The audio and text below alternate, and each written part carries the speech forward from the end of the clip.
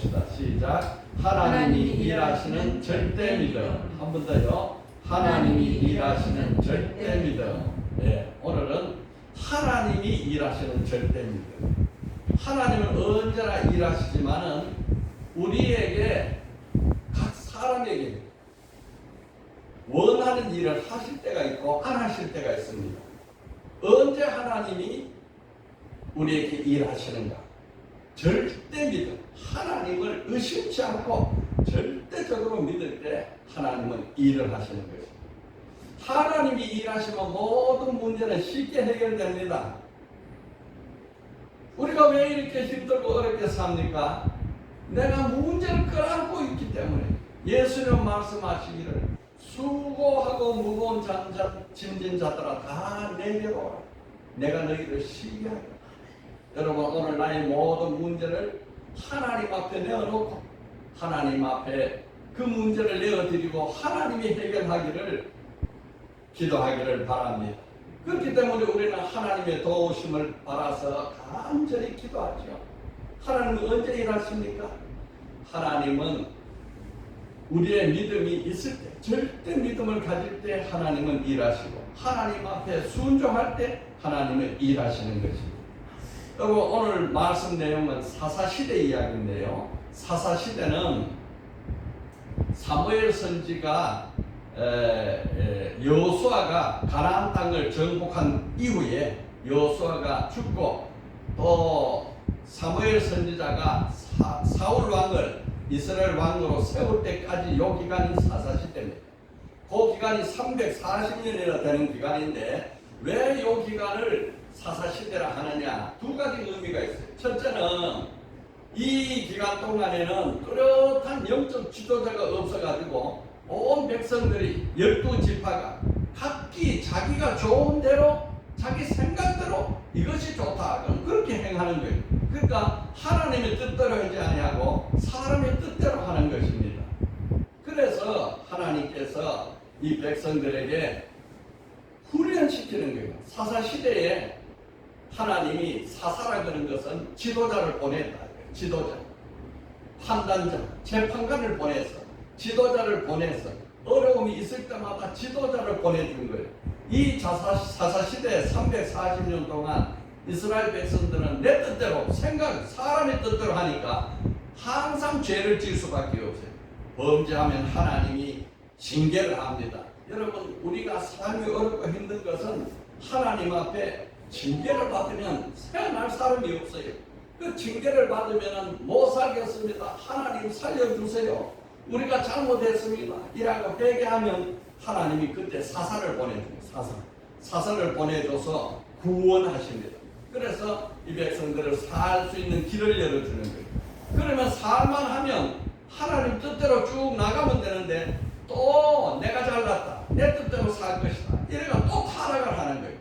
타락하면 또 징계가 오고 또 징계 오면 회개하고 또 구원하던 타락하고 이렇게 연속해서 반복하는 것이 340년이 지났습니다. 여러분, 우리 삶도 돌아보면 똑같습니다. 이 사사 기간에 12명의 사사를 보냈는데 오늘은 그 사사 중에서 사사 기드온의 일을 통해서 은혜를 나누고자 하는 것입니다. 오늘 기드온의 이야기는요, 사사기 6장부터 나와요. 사사기 6장에 보면은 이스라엘 백성들이 하나님 앞에 범죄하고 각 집에다가 우상을 세워가지고 그 우상을 섬기니까 하나님께서 미디안 족속을 보내가지고 7년 동안 환란을 일으켰습니다. 미디안 족속이 얼마나 심하게 고통을 주는지 추수 때가 되든지 파종 때가 되면은 메뚜기 때같이 돌려와가지고 미디안과 아말렉과 동방 사람들이 무수히 올라와가지고 양식은 다 뺏어가고 씨 뿌릴 씨도 뺏어가버리고 양과 소와 나귀도 다 뺏어가고 남는 게 없어요. 그러니까 이 백성들이 살지를 못해가지고 저 산에 굴을 파고 산에 웅덩이를 파고 산에 성을 쌓아가지고 그 굴 속에서 7년을 살았습니다. 그러니까 이스라엘 백성들이 하나님 도저히 우리가 살 수가 없습니다. 부르짖는 거예요. 하나님 미디안 때문에 우리가 죽게 됐습니다. 부르짖는 거예요. 사사기 6장 6절에 이스라엘이 미디안으로 말미암아 궁핍함이 심한지라 이에 이스라엘 자손이 여호와께 부르짖었더라. 여러분 우리가 어려움을 당하면 하나님이 부르짖죠. 부르짖는 것은 그냥 살살 기도하는 게 아닙니다. 하나님 앞에 살려주세요. 못 살겠습니다. 하나님 도와주세요. 나는 이제 두 손 들고 항복입니다. 하나님 도와주세요. 이렇게 부르짖는 거예요. 여러분 이 부르짖는 것은요 그냥 점잖은 체면에 해주면 해주고 말면 말고 하나님 알아서 하세요 이런 게 아닙니다. 죽기 살기로 하나님 앞에 하나님 아니면 나는 죽습니다. 하나님 도와주세요. 여러분 이 미디안은요 오늘날의 우리 영적 세계에서는 원수 마귀도 될 수 있고 질병의 마귀도 될 수 있고 가난의 마귀도 될 수 있고 또 여러 가지 우리가 닥치는 문제도 될 수 있습니다. 이런 어려운 문제를 당할 때에 하나님 앞에 나와서 부르짖는 거예요. 부르짖으면 하나님이 들으시고 응답하는 겁니다. 여러분 이게 참 놀랍고 신기한 겁니다. 하나님 백성은요 하나님 앞에 부르짖으면 하나님은 응답하고 기도에 응답하시는 분입니다. 여러분 우리가 어떤 문제가 있든지 하나님 앞에 어려운 문제는 부르짖고 좋은 문제는 감사하고 기쁜 문제는 찬양하고 하나님과 관계를 원만하게 만드시고 늘 소통하시기를 바랍니다. 그러는 중에 기도원이 있었는데 기도원은 젊은 청년이었는데 이 사람은요 워낙 미디안이 달려드니까 숨어가지고 밀을 이제 포도주 틀에다가 타작하고 있었어요. 그러니까 보통 밀을 타작하려면 넓은 들에다가 내어놓고 타작마당에서 타작을 해야 되는데 그렇게 들에 내놓고 타작하다 보면 들키니까 안 되니까 조그마한 포도즙 짜는 틀에다가 밀을 타작해 얼마나 옹졸하게 이렇게 숨어서 하고 있는데 그때 하나님이 나타나셔서 사사기 6장 14절에 큰 용사여 여호와께서 너와 함께 계시도다. 기가 막힌 말씀입니다. 하나님이 이스라엘 백성들이 부르짖는데 그 백성들에게 다 찾아온 게 아니고 그 백성 중에 한 사람 기드온에게 찾아와가지고 기드온아 큰 용사야 여호와께서 너와 함께 하신다. 이렇게 해서 기드온은 연약하고 두렵고 떨고 숨어서 일하는 사람인데 하나님이 오셔가지고는 너는 큰 용사가 되라. 너는 큰 용사다. 왜? 내가 너와 함께 하시니까. 여러분 우리가 아무리 부족하고 연약해도 하나님이 함께 하시면 큰 용사가 될 수 있는 것입니다. 오늘 하나님이 우리와 함께 하셔서 누구든지 큰 용사가 되기를 예수로 축복합니다. 그렇게 하니까 기도원이 하나님 앞에 원망을 하는 거예요. 하나님께서 홍해를 가르시고 우리 조상들을 바다를 육지처럼 건너게 하셨다는데 오늘 우리가 이 미디안에게 이렇게 내어버리고 고생당하게 하는 것은 하나님이 우리를 버린 것이 아닙니까? 이렇게 기도원이 원망하고 불평을 하니까 하나님께서 기도원에게 말하기를 기도원아 그러니 너희가 힘을 내가지고 이스라엘을 내가 구원해라. 내가 너를 보낸 것이 아니냐. 하나님이 기도원 보고 타작마당에서 포도즙에다가 밀 타작하는 그 연약하고 부족하고 겁 많고 소심한 기도원을 보고 네가 이스라엘을 구원하라 이런 거예요. 너가 큰 용사다. 기가 막힌 일입니다. 그러니까 기도원이 대답하기를 사사기 6장 15절에 오 주여 내가 무엇으로 이스라엘 구원하리까 보소서. 나의 집은 므낫세 중에 극히 연약하고 나는 내 아버지 집에서 가장 작은 자니 하나님께서 그때 이스라엘 백성 중에는 잘나고 뛰어나고 용사 같은 사람도 있을 텐데 그런 사람 다 제껴놓고 누가 봐도 가장 부족하고 누가 봐도 가장 연약하고 쓸모없는 사람을 하나님이 불러서 너가 용사다. 내가 너와 함께 하겠다. 내가 이스라엘 백성을 구원하라. 이렇게 해서 기도를 담대하게 만드는 거예요. 그러니까 하나님께서 기도원에게 말하기를 여호와께서 그에게 이르시되 16절에 내가 반드시 너와 함께하리니 내가 미디안 사람 치기를 한 사람 치듯 하리라. 미디안 사람이 메뚜기 떼같이 올지라도 한놈 오는 것 같이 다 칠 수 있도록 내가 너와 함께하니까 너는 용사가 되어서 내 백성을 구원하라. 여러분, 오늘 우리가 미디안 같은 어려움을 당하고 있습니까? 질병 때문에 어려움을 당하고 있습니까? 가난의 문제 때문에 어려움 당하고 있습니까? 하나님이 왜 이 어려움을 주는가? 주께서 인생으로 근심하게 하는 것과 고생하게 하는 것은 본심이 아니라고. 왜 근심하게 하고 고생하게 하시느냐? 겸손하고 낮추어서 지가 잘나면 하나님이 일을 안 하시니까 하나님 도와주세요. 하나님 하셨습니다. 이렇게 하기 위해서 그렇게 하시는 것입니다. 그 기도원이 그러면은 내가 용사가 됐는지 표징을 보여주세요. 하나님이 나와 함께 하는지 뭔가 표징이 있어야 내가 하지. 어떻게 이렇게 한마디 말씀을 내가 할 수 있습니까? 그랬더니 그 하나님의 사자가 그러면은 여기다가 이 떡 무교병하고 고기를 잡아가지고 이렇게 갖다 놓고 대접하라. 그랬더니 떡과 고기를 대접을 했더니 이 하나님의 사자가 지팡이 끝을 갖다 대니까 불이 휙 타가지고 그 재물이 전부 다 타서 올라가는 거예요. 기가 막힌 일이 벌어졌습니다. 야, 이분은 사람이 아니고 하나님이구나. 하나님이야. 기도원이 깜짝 놀랐습니다. 내가 너와 함께하리라. 너는 큰 용사가 되리라. 내가 이스라엘 백성을 구원하라 하신 분이 하나님이구나. 그런데 갑자기 생각하니까 사람이 하나님을 보면 죽잖아요. 누구든지 하나님을 만나면 죽는데 내가 왜 안 죽었지? 그래서 이 하나님은 죽이는 하나님이 아니고 살리는 하나님. 하나님과 우리 사이에 평화가 이루어져요.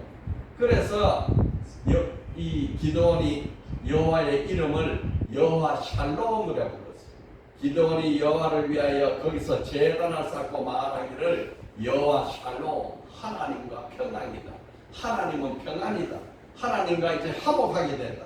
이렇게 해서 이 기도원이 자기가 체험했던 하나님을 샬롬의 하나님으로 불렀습니다. 여러분, 하나님은 우리에게 갑자기 어떻게 임하느냐에 따라서 우리의 하나님은 체험이 달라집니다. 여러분, 오늘 우리의 하나님이 다 샬롬의 하나님으로 만나기를 바랍니다. 이게 너무 뜨거워서 자꾸 졸리는 것 같아요. 좀 조절하시기 바랍니다. 둘째요, 하나님이 인간 우상을 버려야 역사하십니다. 여러분, 하나님 옆에 부르짖는다고 하나님이 역사하시는 게 아니에요. 하나님이 우리가 지금까지 해왔던 이 우상, 섬기던 것, 내 힘, 내가 또 하나님 아닌 다른 것을 내가 의지하고 바라던 것을 버려야 하나님이 그때서야 역사하시는 것입니다. 그래서 하나님이 바로 그날 밤에 여호와 샬롬 하고 했던 그 밤에 여호와께서 기도원에게 말하는 거예요. 기도원아, 너 아버지 집에 바알 제단이 있지? 예, 있습니다. 그 제단이 아세라 상이 있지? 예, 상도 있습니다. 그 바알의 제단을 헐고 아세라 상을 찍어가지고 내게 번제로 드리라 그러는 거예요.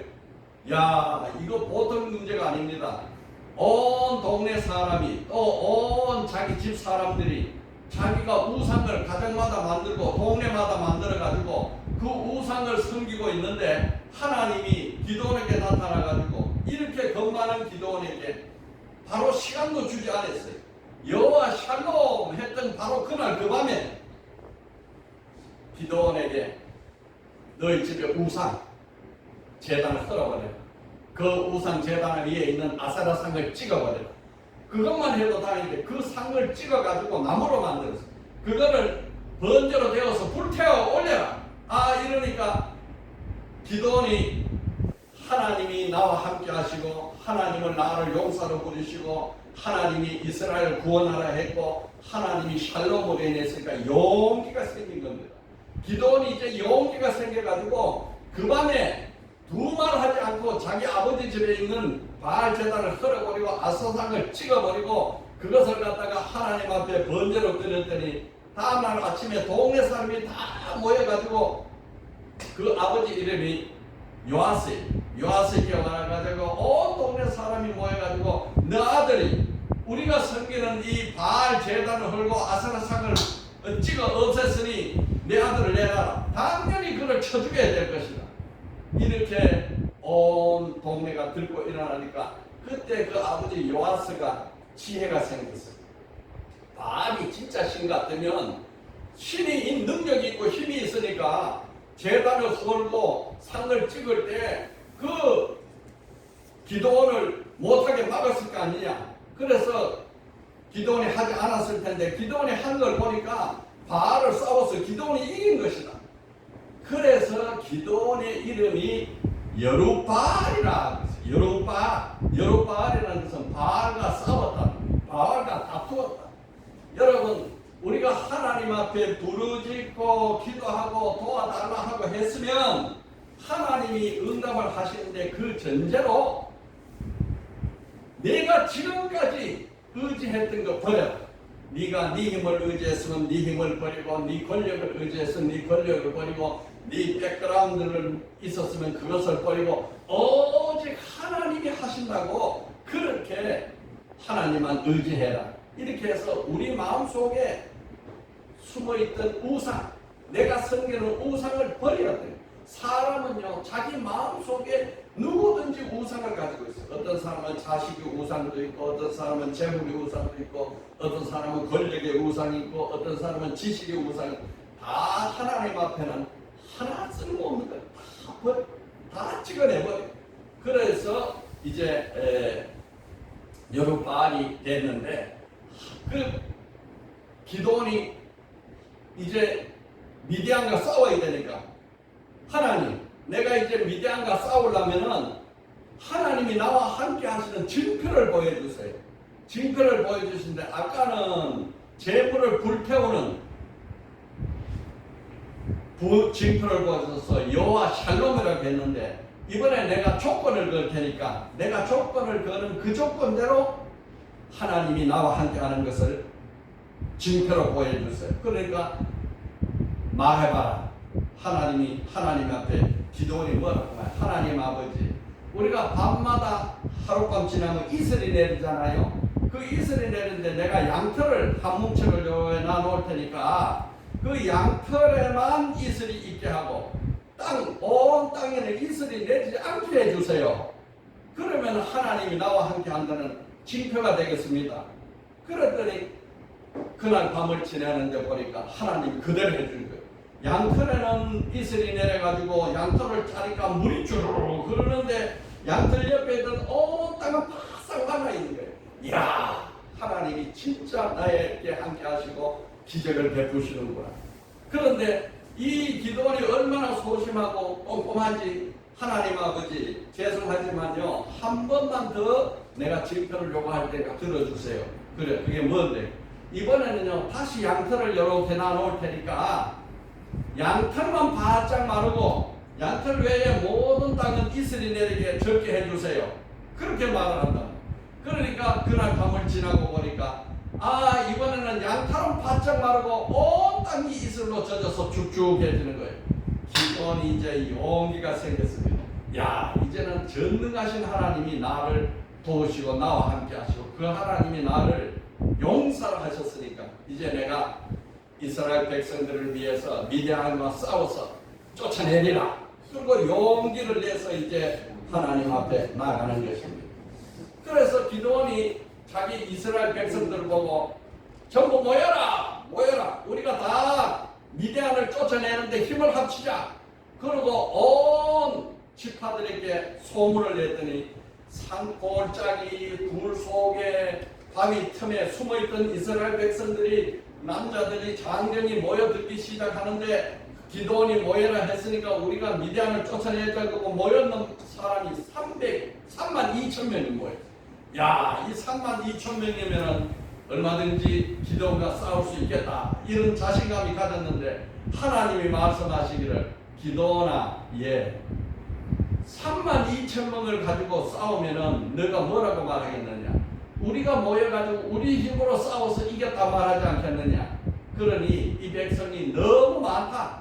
그러니까 백성들이 말하기를, 야, 우리가 힘을 합쳐가지고 기대하나 싸워 이겼다 할까? 이것이 두렵다. 그러니 모혈에서 모인 사람은 많지만은 그 마음속에 두려움이 있어가지고 이번 전쟁에 나가가지고 내가 죽으면 어떻게 할까 하고 염려되는 사람, 두렵고 떠는 사람 다 돌려보내라 이러는 거예요. 여러분, 하나님이요 인간의 교만을 가장 싫어합니다. 하나님 앞에 가장 큰 죄가 인간의 교만이에요. 인간이 교만해가지고 아담이 선한 것을 따먹었어요. 내가 하나님이 되리라. 교만하다는 것은 하나님 자리를 밀어붙이고 내가 하나님 자리에 올라가는 것입니다. 그래서 타락을 하게 된 거예요. 하나님께서 우리의 교만을 깨기 위해서 우리 일생 동안 하나님이 우리의 신앙 훈련시키는 것이 교만을 깨는 것. 인간의 교만 중에 가장 큰 교만이 무슨 교만이냐? 하나님은 없다. 하나님이 어디 계시냐? 내가 하나님이다. 내 힘으로 이렇게 했다. 내 힘으로 이것을 만들었다. 하나님께서 우리에게 마음 놓고 복 주지 못하는 것이 바로 교만해질까? 신명기 8장 12절에서 17절까지 요약하면은 하나님이 이스라엘 백성들에게 애굽에서 노예에서 나와가지고 이제 홍해를 갈라와서 가나안 땅에 들어가면 부자로 이제 잘 살게 해줄 거예요. 그들이 집도 짓지 않은데 집도 주고 우물을 파지 않은데 우물도 이렇게 해주고 다 평안히 먹고 마시게 해줄 겁니다. 그런데 말씀하시기를 너희들이 가나안 땅에 들어가서 먹어서 배부르고 소유가 풍부하고 부자가 되어서 잘 될 때 너희 마음에 교만하여져 가지고 너희들이 하나님 여호와를 잊어버리고 마음에 이르기를 내 능력과 내 손과 내가 내 힘으로 이 재물을 얻었다 말할까 염려하노라. 하나님이 복을 마음껏 주고 싶은데 높여도 주고 건강도 주고 형통도 주고 다 주고 싶은데 그래 하면 너희들이 하나님 어디 있냐? 이건 내가 열심히 일해서 내가 열심히 수고해서 내가 많이 아껴서 내가 부자가 돼서 오늘 이렇게 잘 사는 거 아니야? 이렇게 말할까봐 두렵다. 32,000명이 나가 싸우면 너희들이 내가 이렇게 잘해서 됐지 하나님이 어디 계시냐? 이렇게 말할까봐 두렵다. 그러니 두려워하면 다 돌려보내라. 그랬더니 그전 같으면 기도원이 말했을 거예요. 아이고 하나님 32,000명인데 저는 메뚜기 떼 같은데 우리가 32,000명으로 싸워도 많지 않습니다. 그냥 싸우게 해주세요. 이렇게 말했었던데 이제 기도원의 마음속에는 하나님을 믿는 절대 믿음이 생긴 거예요. 하나님이 하는 대로 하겠습니다. 그래서 큰 소리를 외쳤습니다. 백성들아, 두렵고 떠는 사람은 다 집으로 돌아가라. 그랬더니 22,000명이 돌아갔어요. 그 22,000명이 모여가지고 싸워봤자 전쟁 안 되는 거예요. 두려워서 무슨 전쟁을 하는 거예요. 남은 사람이 10,000명이야. 10,000명. 10,000명이 남았으니까 이 10,000명 가지고 싸우면 이제 될 것 같았는데 하나님이 또 뭐라고 말하냐? 아직도 너무 많다. 아직도 많다. 32,000명은 너무 많다. 10,000명이 남으니까 아직도 많다. 또 돌려보내라는 거예요. 이번에는 돌려보내는데 어떻게 돌려보내느냐? 저 강으로 내려가가지고 강가에서 물을 먹는 사람들을 개처럼 이렇게 무릎을 꿇고 물에 대고 핥아먹는 사람 따로 세우고 또 무릎을 꿇고 먹는 사람도 따로 세우고 또 손으로 떠서 먹는 사람 이렇게 서서 무릎 꿇지 않고 떠서 먹는 사람 따로 세워라. 그랬더니 따로 세웠더니 개처럼 먹는 사람, 핥아먹는 사람은 좌편에 서고 손으로 떠서 조심성 있게 경계해가면서 먹는 사람은 300명밖에 안 남았어. 됐다. 다 돌려보내고 300명만 가지고 싸워라. 여러분 생각해 보십시오. 미디안과 아말렉과 동방백경 사람들이 메뚜기 같이 왔는데 300명으로 싸우면 이게 기도원이 싸워 이겼습니까? 하나님이 싸워 이긴 거예요. 그러니까 300명만 가지고 싸워라. 그래서 다 돌려보내고 300명으로 이제 전쟁을 하는 것입니다. 이게 기도원 300년 용사예요. 기도원 300명 용사를 싸우는데 하나님이 얼마나 세심하게 말하는지 아주 작전 계획을 세우는 거예요. 그 밤에 오래 갈 것도 없다. 오늘 밤에 이 300명을 100명 셋대로 놀아가지고 나팔을 들고 항아리를 들고 횃불을 들고 이렇게 셋대로 나와서 한밤중에 게리라 작전을 해라. 그러면서 빰빰빰 그러고 한편은 나팔 불고 한편은 빈 항아리를 두들겨 깨 부수고 한편으로 횃불을 높이 들고 이렇게 해서 사면에서 확 일어나라. 그랬더니 밤중에 미디안 백성들이 잠을 자고 있는데 야습을 타서 갑자기 나팔 소리가 나고 항아리 깨지는 소리가 나고 그러니까 마치 얼마나 수많은 군대가 일어나가지고 뭔가 번쩍거리는 소리가 들리는데 갑자기 횃불이 막 양 사방에서 들려지니까 이 군사가 말이에요. 300명이 아니라 33,000, 뭐 4만 되는지 수도 없는 사람이 모여가지고 이 미디안을 기습 공격하는 걸로 놀래서 미디안이 완전히 전멸해버렸어요. 그래서 기도원이 대승리를 이룬 것입니다. 누가 했어요? 기도원이 했습니까? 하나님이 했습니까? 하나님. 여러분, 하나님이 하셨다고 말할 때 하나님이 영광을 받으시고 내가 했다 하면은 내가 그로 인해서 어려움을 당하게 되어 있습니다. 우리나라를 하나님이 얼마나 지켜주시는지 나라를 세워가지고 2년이 못 돼서 1948년 8월 15일 날 독립을 해가지고 그해 12월에 유엔에다가 우리가 나라를 세웠으니 인정해 주세요 그래가지고 유엔에서 12월에 나라 세운 새로운 신생국가로 인정을 받았는데 북한도 똑같이 9월 9일에 같은 해 9월 9일에 유엔에 가가지고 우리도 나라 세웠으니까 인정해 주시는데 북한은 인정 안 하고 남한만 인정을 해줬답니다. 그래서 남한은 세계가 인정하는 정상국가가 되고 북한은 세계가 인정하지 않는 집단이 된 거예요. 그랬는데 2년이 못 돼가지고 1950년 6월 25일 6.25 전쟁이 일어나는데 그때 미군이 다 철수하고 이제는 전쟁이 없을 것이다 이렇게 해서 우리나라는 아무 준비도 않고 나라에 배 한 척도 없고 군대에 이 탱크 하나도 없는 이 그냥 말만 있는 군대가 있을 뿐인데 그때 소련의 탱크 240대가 물밀듯이 내려온 거예요. 그러니까 서울이 말이에요. 3일 만에 서울을 북한에 내주고 정부가 피신을 가가지고 저 진해에다가 우리나라 정부를 진해 해군기지에다 옮겼는데 그때 메가거더 장군이 이승만 대통령 각하 지금 진해도 위험합니다. 그러니 일본으로 망명 갔어요. 일본으로 도망갔어요. 정부를 일본 망명 정부를 세웠어요. 이렇게 추천을 하는데 이승만 대통령이 아니야. 내가 차라리 바다에 빠져 죽은 한이 있어도 내가 이 자리 이상은 내가 물러서지 않겠다.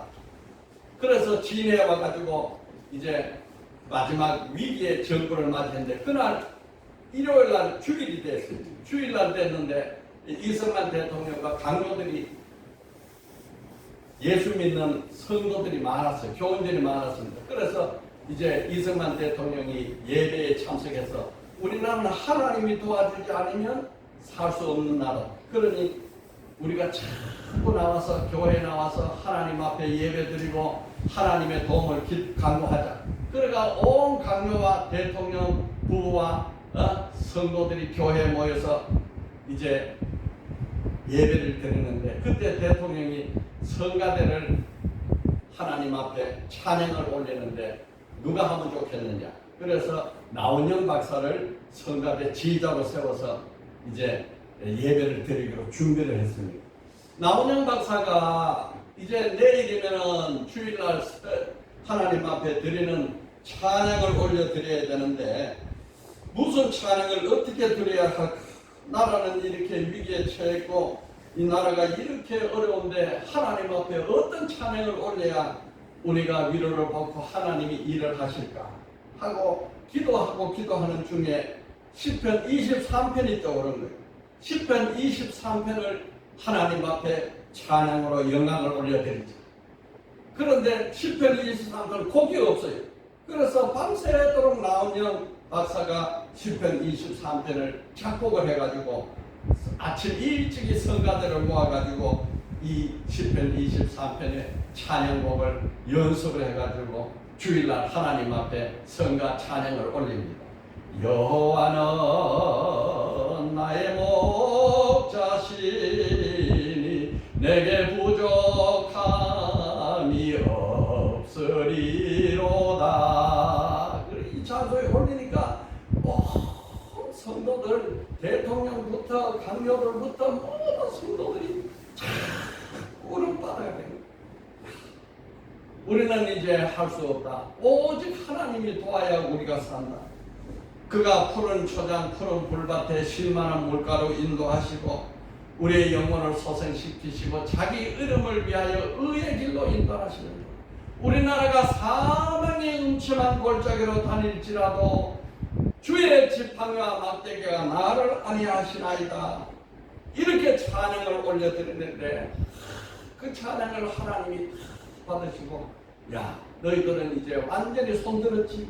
두 손 들고 할 수 없지. 이제 내가 일하리라. 그래가지고 유엔군을 파병하는데 6.25 전쟁이 6월 20일 5일날 났는데 유엔군 파병 결의가 6월 27일날 사흘 만에 유엔군 파병이 일어나가지고 전 세계 우리가 대한민국이 어디 있는지 이름도 알지 못한 나라의 젊은 청년들 수십만 명을 이 땅에 보내가지고 우리를 지켜주셨습니다. 누가 했습니까? 하나님. 하나님이 이 나라를 지켜주셨습니다. 언제 했습니까? 하나님 우리는 아무것도 할 수 없습니다. 이제 오직 하나님 앞에 의지할 수밖에 없고 하나님만 믿고 이 나라를 하나님이 지켜주실 것을 우리는 바라고 두 손 들고 찬양을 올립니다. 그랬더니 하나님이 이 나라를 지켜주셔서 6.25 당시 1950년에 전 세계에서 제일 몰살된 가난 나라, 세계 가난으로 두 번째, 아프리카 첫 번째, 두 번째 이 대한민국이었는데 이 대한민국에 자유민주주의가 생기는 것은 쓰레기통에서 장미를 찾는 것과 마찬가지라고 영국 기자가 그렇게 말했던 이 대한민국이 지금은 전 세계 10대 강국이 돼가지고 세계 평화에 기여하는 나라가 됐습니다. 누가 하셨습니까? 하나님. 여러분 오늘 우리의 삶이 온전히 하나님 앞에 절대 믿음으로 절대 순종하면 하나님께서 놀랍고 큰 기적 같은 역사를 우리 삶 속에서 이루어질 것입니다. 오늘 이 미디어는 가난의 미디어도 있을 수도 있고 질병의 미디어도 될 수 있고 불임의 미디어도 될 수 있고 불가능의 미디어도 될 수 있으나 전능한 하나님이시면 어떤 환경 어떤 순간에서도 하나님 앞에 두 손 들고 나서 하나님은 하실 수 있습니다. 부르짖고 우상을 찢어버리고 하나님 앞에 절대 믿음과 절대 순종으로 나가면 놀랍고 신기한 기적의 역사가 우리 삶 속에 일어날 것입니다. 오늘도 하나님은 우리 앞에서 세를 행하는 것을 보리라 했습니다. 여러분 기도하고 보십시오. 오늘 말씀을 요약합니다. 첫째요, 하나님은 부르짖는 기도에 응답하십니다. 둘째, 하나님은 우상을 버릴 때 역사하십니다. 우상이라는 건 납니다.